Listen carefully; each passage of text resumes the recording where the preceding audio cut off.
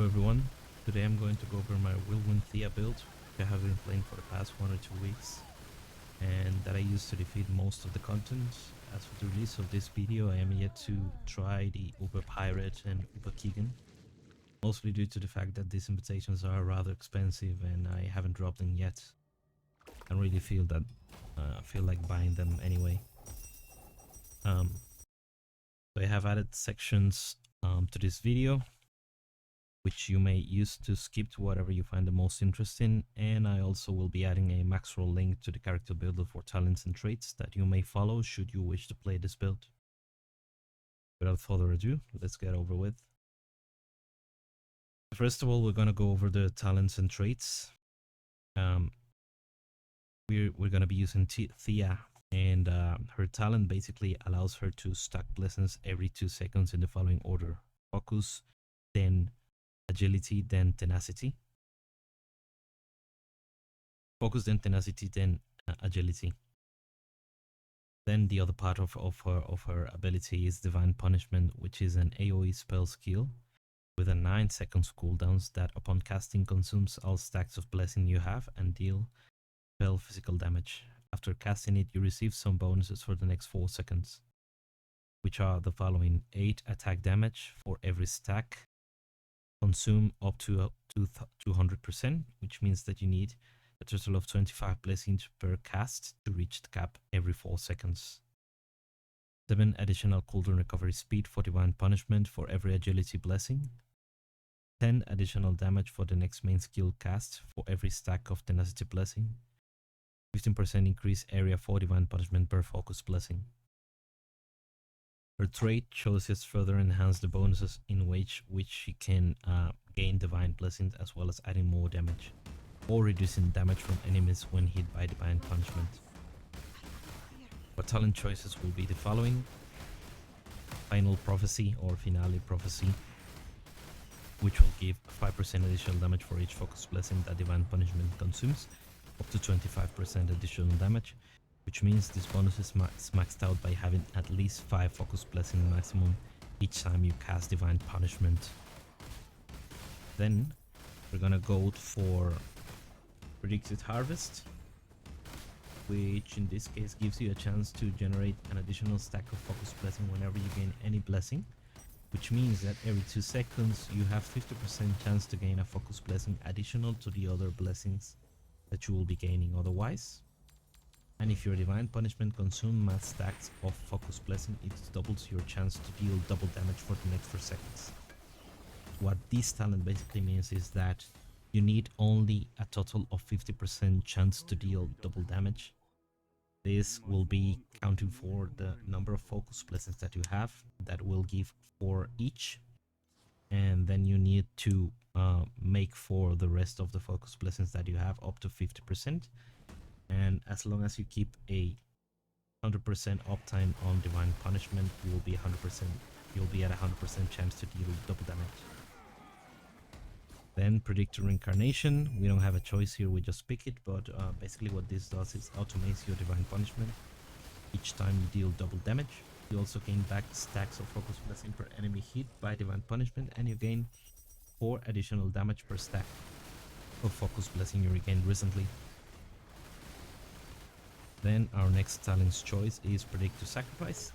This is our way for us to get back tenacity and agility blessing. So basically, whenever you consume stacks, maximum stacks of focus blessings, you gain half of those as tenacity and agility blessing. Since the default max for each is 4, you need to have at least 8 stacks of focus blessings, and this will give you 100% uptime on tenacity and agility both. Then for level 80, which basically doubles or triples our damage, this is the most powerful upgrade you will get in the early game. We go for Farewell Prophecy. This gives Divine Punishment by default has a 0.5 second delay to hit. This talent makes it so Divine Punishment will come down immediately, and whenever you deal double damage, you have an 8% chance per focus blessing you have to deal quadruple damage. This chance to deal damage is maxed out as at 12 or 13. I'm not quite sure. It might be either of those, because um, 8, 100 divided by 8 is 12.7, I believe. So it's probably 13, and at that point you will have 100% chance to deal quad damage. Predictive Justice makes it so your max. The other option is Predictive Justice, but this is only an option if you are stacking a lot of agility or tenacity blessings.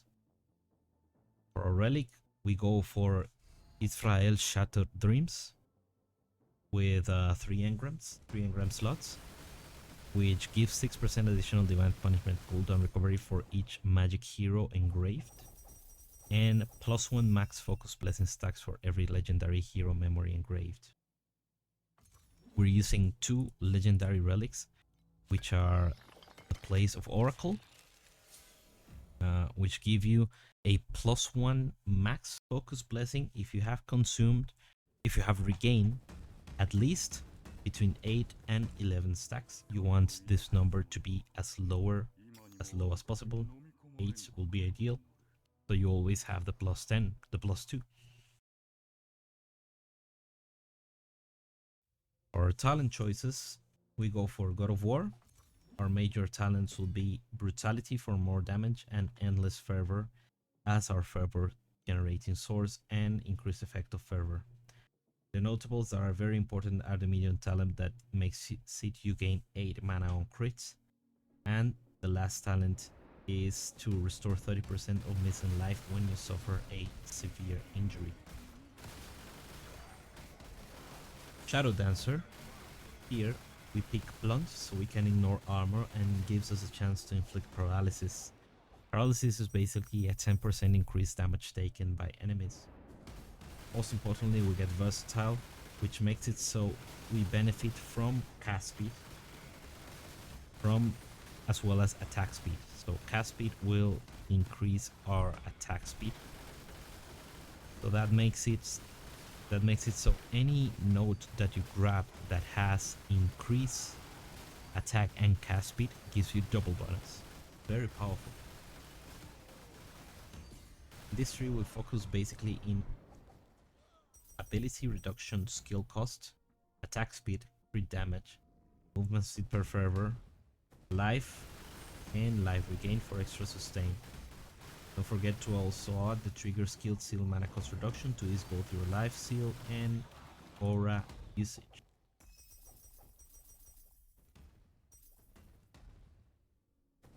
In Warlock, this build ties together with 2 powerful notes, which are Merciless. It makes it so 50% of our increases to attack and 50% of our increases to cast speed apply to cooldown recovery speed, which makes it so you can keep up the buff from Divine Punishment because you will be casting it every less than 4 seconds, which is the maximum amount of time the buff lasts. And sometimes we can also overlap the bonuses to make it up to that 20-25 number that is kind of hard to reach.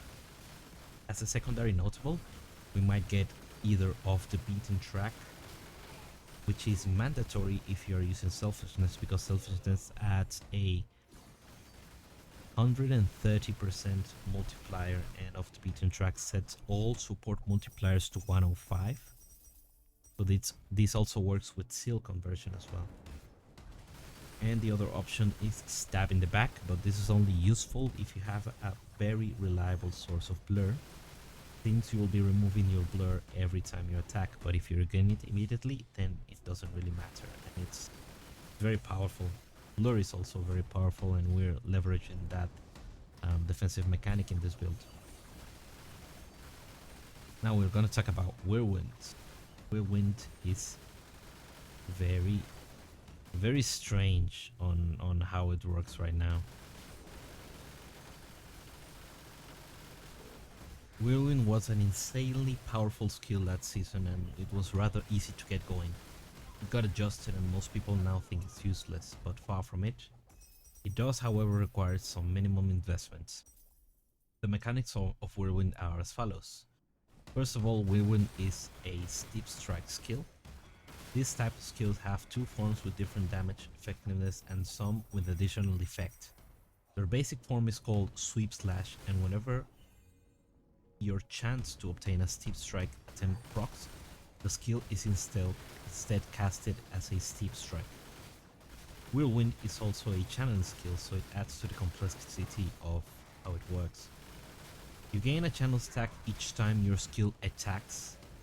Since Whirlwind has very high attack speed, these happen several times per second, per fractions of a second. And you gain a charge each time it triggers. And for every chance, you have a 5% chance to trigger a steep strike version of the skill, which in the case of Whirlwind is called Windblade. Now, the catch is that Windblade can only be triggered when Whirlwind is at 8 stacks. And whenever you cast Windblade, you lose all of your stacks. Now, at level 20, Whirlwind has a damage effectiveness of 66%, whereas Windblade, the steep strike version, has 164% damage effectiveness. As you can see, it's very powerful, so the goal is to be able to generate as many Windblades as possible per attack, the cap being 1. Since Whirlwind cannot really benefit from steep strike attempts like other steep skills like Berserk and Blade.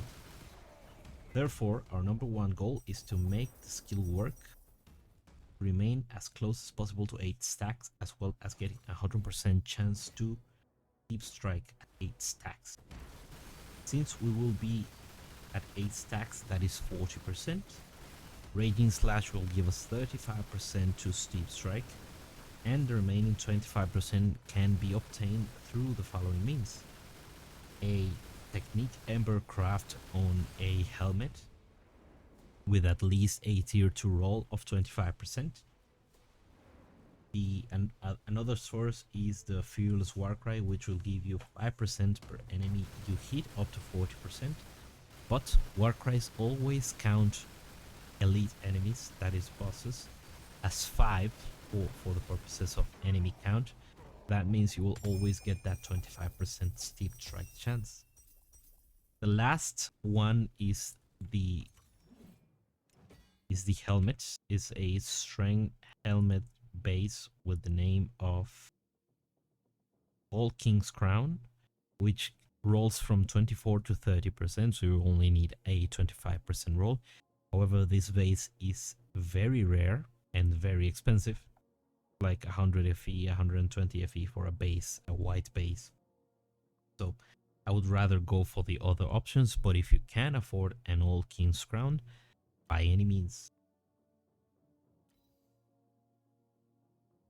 So whenever we reach 100% steep strike chance, every time we reach 8 channel stacks, we'll be proccing Windblade. Then we will be losing all of our stacks and start back at 0. That is where the other part of the skill mechanics comes into play, which is the number of stacks you have. You want to make sure to be at all times as close and ideally at 8 stacks all the time. If you are at 8 stacks, that means that 100% of your attacks will be triggering Windblade. That means that you will be benefiting from that 164% damage effectiveness at level 20. And if you level Whirlwind even further, you will see that that number increases quite significantly. The sources for additional stacks are Channel Preparation, which gives you a +2. A +1 Amulet. Make sure it's a +1 channel stack and not a +1 maximum, because this will actually ruin your build. A +1 from Wind Breath Dispersion when equipped on the left ring slot, or if you get a corroded version of this ring, you can equip 2 of them and it doesn't matter the slot. And basically the most important one is the +3 rolled on a 2-handed sword with Technique Embers. This is rather expensive to roll, is one of the highest rarity rolls actually, It has, I think, like a 3% chance to roll, but these tend to drop onto ground already with the mod, which is what the way I stumbled into this mod. So you might get lucky and just drop it, or you can buy it from the auction house. A lot of people sell these bases with a +3 channel stacks already on it, and then you can craft on it. With all these together, oh, there is another very important source, which is the mod Quick Ritual, which we will be trying to get on an infinity, and gives us a +1 minimum channel stacks, and that allows us to be at 8 all the time. If you cannot get your hands on an infinity, try to get the Wind Breath with the corrosion.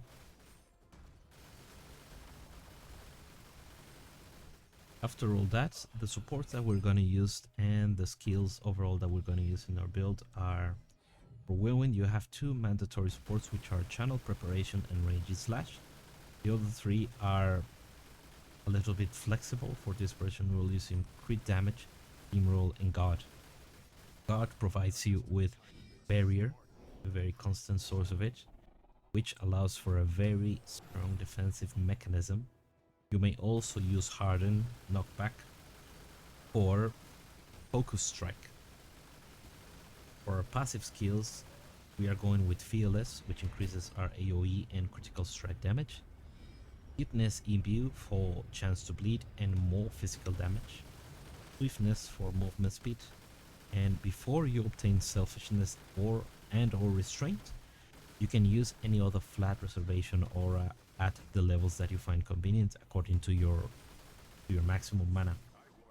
You may also remove Swiftness for another damage aura or a Spirit Magus when doing bosses.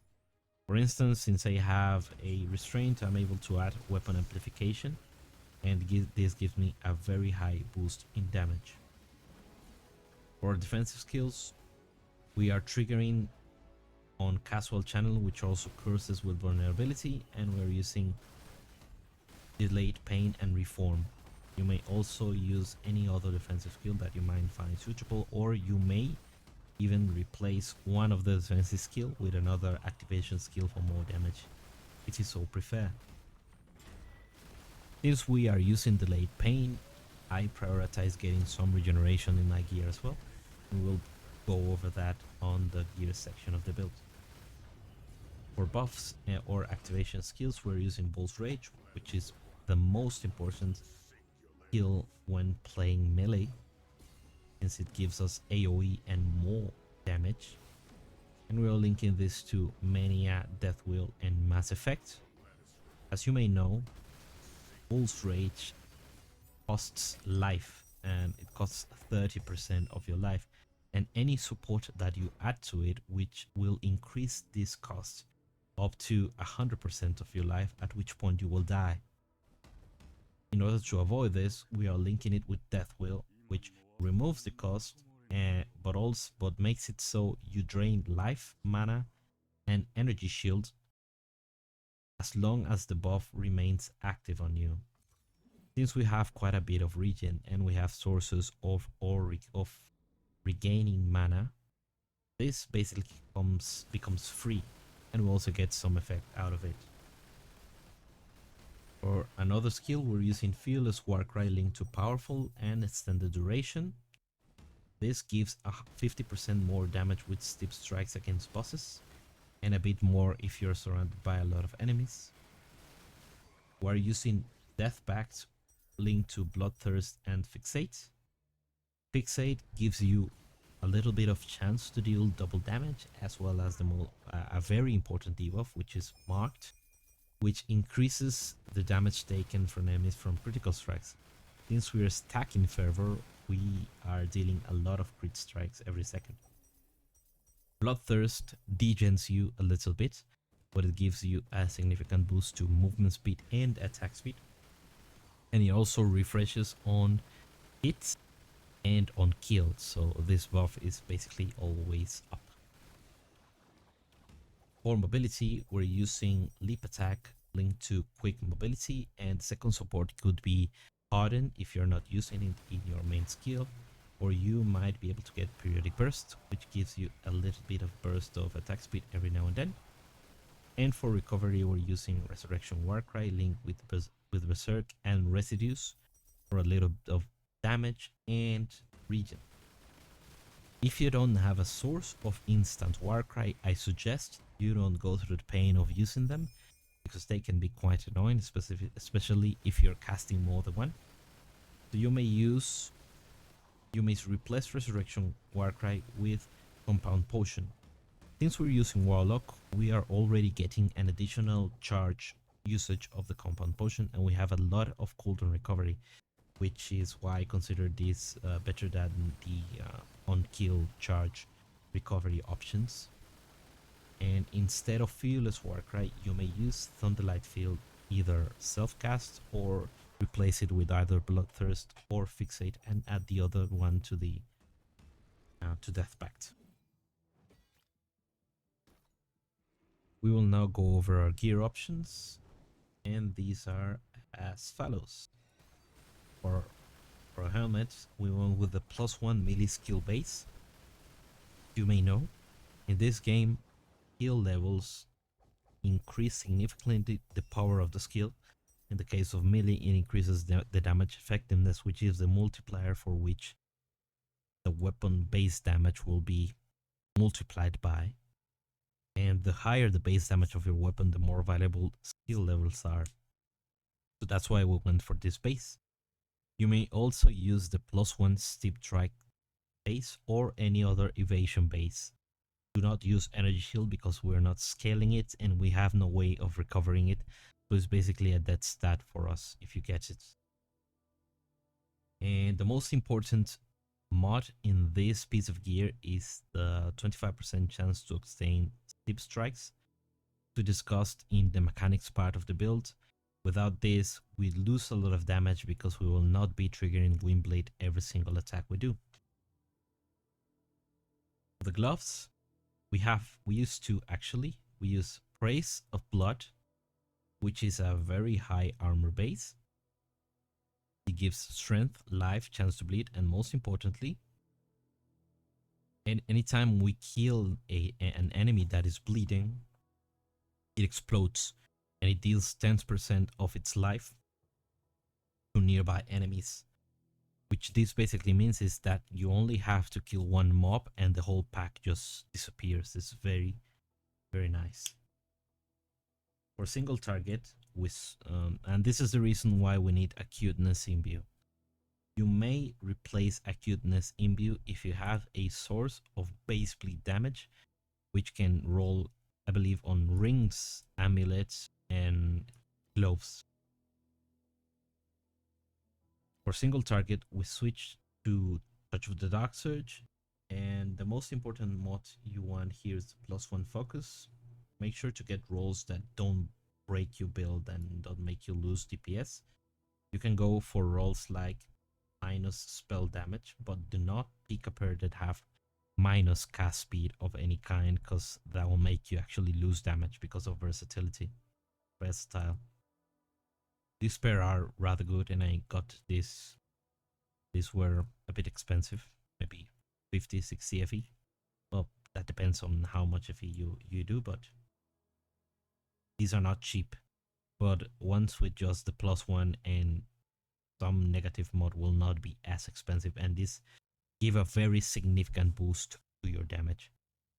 If I had to pick which is the most important mod, is probably the additional attack speed or additional damage from main skills. You may want to get any of those as priority alongside the Max Fox Blessing, and the other one is just whatever you may get. This will also give resistance, which is something we might struggle a little bit with, so it's nice to have in this slot.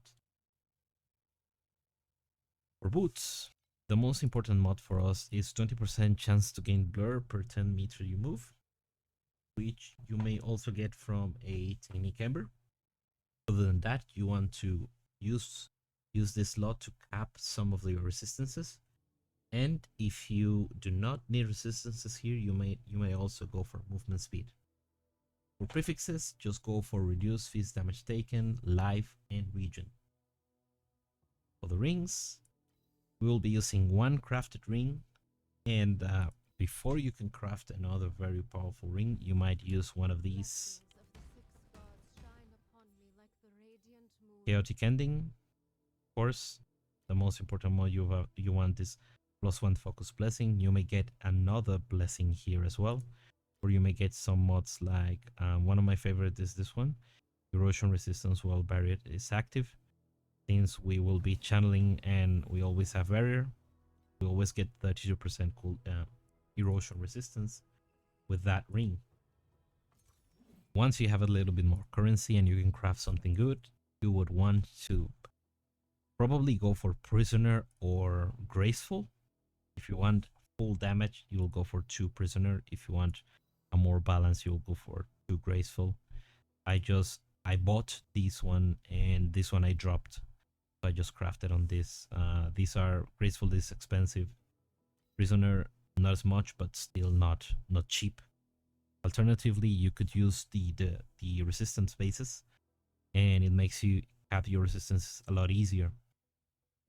And here, no mod is mandatory, but the adds physical damage to attacks is pretty good to add very juicy damage. And other than that, you want some life, resistances, and probably, yeah, life and resistance is basically in both of them. These are your main source of resistance, so try to get as much of it. Erosion is hard.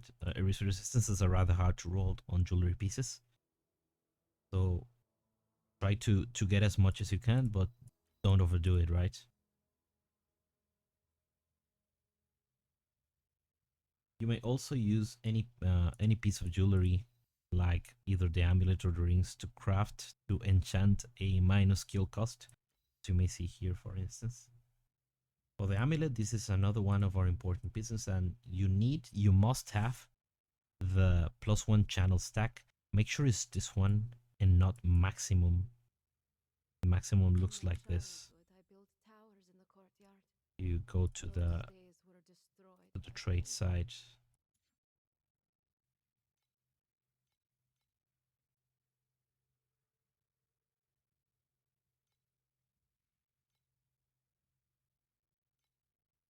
This one. You don't want this mod. Don't pick it. You don't want it. Breaks your build. So any of these, stay away from them. You want channel stacks. And then just grab life, region resistances, and -5 if possible. The weapon is your most important piece. It gives you all of your damage. Without a good weapon, you have no damage, because Whirlwind has no base physical damage. Even with the rings can only take you so far. So you really want to, all of your hard-earned currency will go into your weapon, and you will be, this will make your builds. Once you craft a strong weapon, you will see the difference of damage, like double or even triple once you craft a strong weapon. The most important mod you want here is the +3 channel stacks. Again, minimum channel stacks make the build. And if you don't have this mod, if you don't have a weapon with this mod, I wouldn't even bother playing Whirlwind. I would go for something else. Just don't do it. It's not worth it. Other than that, I want to show, this is the version I was using before. So I dropped this one with the +3 mod. This is not an idea base. In terms of bases, what you will see here is base physical damage. For instance, this is already modified, but if you see another Griffin sword, you will see that the base of the Griffin sword is way higher. The attack speed is way higher. The critical rate, even this weapon has no base crit. This one has base crit, gear crit, and the crit of this sword is higher than this one. So this was not an ideal base, but it was good enough. And what you will prioritize after getting the channel stack is getting a high roll of attack speed, I will go for at least tier 2 and a high roll of base crit, since the base crit of this weapon is not great. And also the attack speed is also not great. So you really want those. The LDL base will be this one, Wolf Soul. You may see Wolf Soul has 1.5 attack speed base and 550 crit rating, which is more than the Griffin. It has lower base physical damage than the Griffin, and I think lower base attack speed than the Griffin, but it has higher base crit, so it's pretty good. So if you get one of these with +3, you're on your way. And after you get attack speed, attack speed, gear critical, you want to get gear physical damage, and then you can either try to get the Ember mod, this the ruling Ember mod, for additional or added flat physical damage, or you may just enchant this mod, which is gear physical damage and minus skill cost. And this one, a weapon like this is not expensive to make. As you may see, these are not really, this is tier 2 and this is tier 3. This is enchanted, so it only has one mod. So the hard part is getting this one. But if you get this one, this is not expensive craft. It might be, I don't know, 5 to 10 FE, and with this you can clear T7s like it's nothing. This and the bleed gloves, you can clear your T7s very easily. I was clearing T7s without even having the maximum channel stacks. So you might get it off the ground, but I would say this is what you want to start the build. Without this, play something else. Just don't do it. And finally, a very unimportant part of the build is the pets. I go for drops because I like money. I have some legendary ones, but not something that will really benefit this build. So don't worry too much about it. Blue pets are rather good. Since they are easier to upgrade, you will have 1 more points, and they also give you a nice bonus to this one, to the edge. So just go with whatever you have. When you're farming, go for quantity. If you have the quantity pets, it's always better. If you need that extra bit of damage, just switch to full damage pets in case you're doing like a really hard boss, but otherwise just stick to this. A few things of note that I wanted to mention before closing build is this build is not really league start friendly per se, which means is that I wouldn't attempt to create this build while I have 0 currency. I might, however, create a character and play something else like Berserker Blade with the intention of switching to this later. Yes, that might work, but again, without the +3 mod, without the ring, without the amulet crafted, the build just doesn't feel good. So I wouldn't consider this a budget build per se. It's something rather fun to play once you have a little bit of currency to put into it. And you don't even need that much, right? It's not free like it was before, but it's also not insane. Can you use an eternity? If you're lucky enough to drop one, or you're rich and you bought one, you want to play this build with eternity, yes, you could. What you will do is remove the amulet and use one of these rings.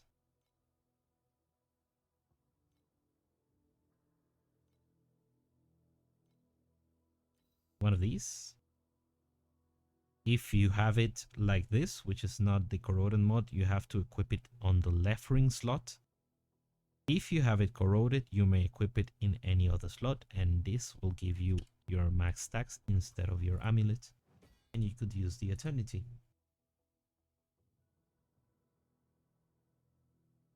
Overall, Whirlwind is a rather comfortable playstyle, and although getting this character to this point was costly, farming experience from rags to riches was enjoyable. because of the nature of the skill itself, which is move while dealing damage, and who doesn't like that? If you have any questions or suggestions, feel free to leave them in the comment section below. You may as well contact me on the official Torchlight Discord as Richter, and don't forget to leave a like and share if you found this build helpful. Till next time.